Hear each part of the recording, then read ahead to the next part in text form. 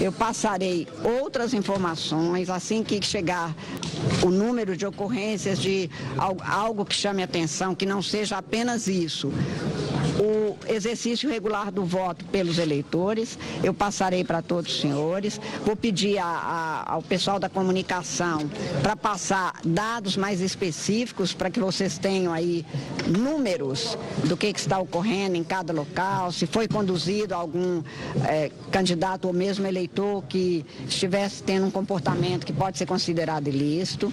Então, vocês receberão todos os dados até aqui, todos os que tenham sido apurados. Ô, ministra, a senhora pode falar um pouquinho sobre a totalização, se tem alguma expectativa para o horário dos resultados, como é que vai ser para as maiores cidades, para as cidades menores? Eu posso repetir quanto a período, não é possível de a gente falar antecipadamente, mas assim que fecham as urnas, começa a apuração, a totalização, como se chama. Essa totalização vai ser imediatamente transmitida, como todos os anos, sem nenhuma diferença.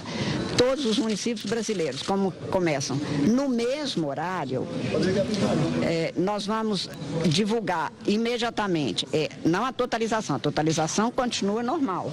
A divulgação será feita dos municípios que tenham mais de 200 mil eleitores, ou seja, quando há possibilidade de segundo turno, será divulgada tanto a totalização do município quanto por zona.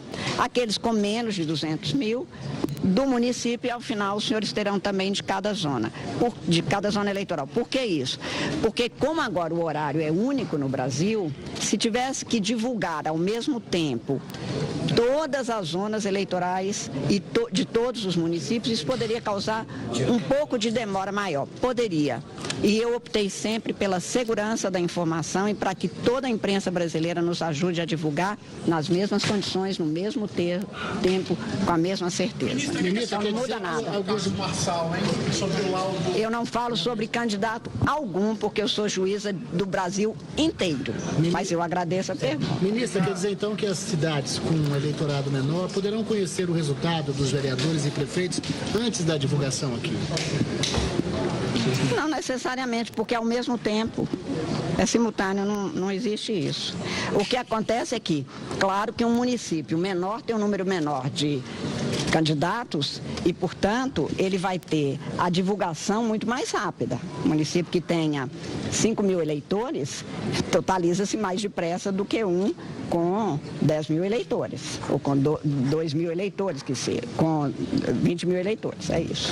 Mas não, é a mesma coisa. Já de abstenção, já dá para saber? Não, isso aí só no fechamento que nós teremos. E sobre os testes, a senhora acompanhou lá em BH um teste de integridade, ou seja, mais uma vez mostraram que as urnas são absolutamente confiáveis. Confiáveis, seguras, participação ampla, tudo aberto, em local aberto, é isso, a ratificação, a repetição de um procedimento que é dado para que o eleitor tenha a segurança absoluta e nem precise de pensar na segurança da urna. Ministra, Tá bem? essa é uma eleição em que a senhora avalia que há uma preocupação a mais com a questão da violência política. A senhora ainda criou um observatório nesse sentido aqui no TSE. Por conta do que a gente presenciou no primeiro turno? Eu acho que o que me levou à criação do núcleo e agora do observatório é que intuía-se quase um nível de violência que não era mensurado e, portanto, para você adotar providências eficientes, é preciso saber o que está acontecendo de fato, quais são as ocorrências, por que isso está acontecendo, para ter um quadro comparativo que, claro que não será agora, porque a gente não tinha esse observatório antes. Numa sequência de eleições nós vamos apurar, porque não adianta você dizer que sem o cruzamento de todos os dados, como se tem agora a partir do núcleo, dos dados que se tem das polícias estaduais, da Polícia Federal, dos GAECos, que são os grupos de combate ao crime organizado dos Ministérios Públicos Estaduais, da presença de dados que tem o Ministério Público Federal. Este núcleo núcleo gera um conjunto de informações que demonstram que violências são praticadas, onde são praticadas, qual é o móvel, qual é a consequência e principalmente para nós do Judiciário adotarmos também maior celeridade no combate a esse tipo de crime, no processamento e na finalização dos processos. Então, todo tipo de violência não é aceitável num Estado de Direito, menos ainda num dia em que a pessoa precisa de votar e exercer o seu direito de se candidatar. O diretor da Polícia Federal? O TSE pode trabalhar em alguma linha de resolução, pensando, por exemplo, na resolução sobre os próprios debates. Tiveram muitos casos de violência em São Paulo, por exemplo. Eu acho que todos os dados são necessários para que a gente aprimore permanentemente as normas. Então, este agora é um conjunto de dados que vai ser oferecido tanto ao público que nos ajuda, as universidades, pesquisadores, jornalistas, todos os cientistas políticos. Esses dados vão nos auxiliar a nós, povo brasileiro, neste sentido. E segundo, porque também, além de as resoluções poderem melhorar, a sociedade como um todo. Por exemplo, você fala em debate, nós temos poucas regras de debate nas resoluções, porque elas são apresentadas para que aqueles órgãos de imprensa, principalmente, que queiram promover os debates, façam com garantias de igualdade, pelo menos para os candidatos que estejam mais bem avaliados, etc. Agora, o modelo é adotado pela sociedade, pelos órgãos da sociedade. A partir dessas experiências, eu tenho a impressão que também esses órgãos vão repensar quais os modelos de debate, porque não há modelo único. É isso mesmo. Quando acontece alguma coisa na vida, a gente aprende e, se for o caso, aperfeiçoa ou altera. Né? Gente, agora eu vou subir que eu tô com...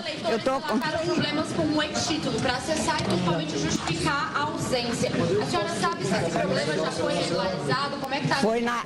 Não, o que se teve sobre o e-título no início da manhã foi que nós tivemos um número enorme de pessoas, e era apenas na parte de justificativa, que acessaram ao mesmo tempo. Nós chegamos a ter 7.600.000 buscas por 1 minuto. Então, realmente, há uma demora, é como se fosse uma fila, não houve problema algum. O que há é uma demora maior na resposta, considerando exatamente o número de acessos que foram feitos, que, à medida em que eles iam sendo atendidos, se regularizou e voltou à resposta normal. Desde a parte da manhã, a situação está regular.